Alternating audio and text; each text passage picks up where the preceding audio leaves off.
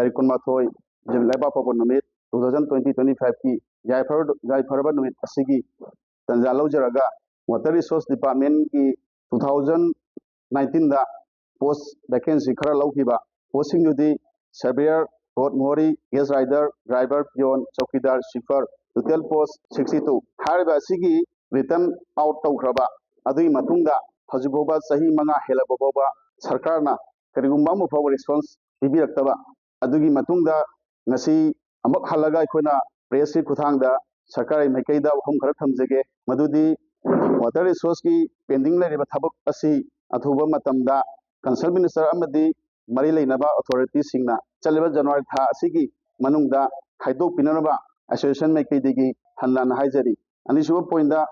mamangda press meet amasu phamgre hariba press meet adugi positive response amu phangdaba asigi matungda ngasi amu press ki khuthangda अखोई appeal से तौजबनी करुंबा ngasi press meet asigi positive response phangdrab taragadi association maikei akan bamongda khungdan sangsingane haibasi अखोई की candidate ma'am की appeal नि अहम सुबह point da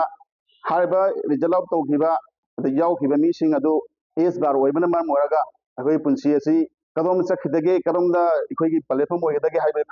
खंगदबगी खंगदन कांगाउनरबा अखोई ma'am सिगी लाइबक्सी कना लेपकदगे सरकार लेपकदमे हाइबसी की सरकार की केंद्र मैकेदी हाइजरी अरोबदा अफबा नेशनल होइनजारगदी सरकार की वारिबा केंद्र मैम वारिबा अपामबसी अमतंग इनिशिएटिव लोबीरगा की बाबुंग बिरेना अमदी कंसल मिनिस्टरना लोबीरगा की अवाबसी कोखनबी हाइबसी मसी लास्ट अपील तौजगे।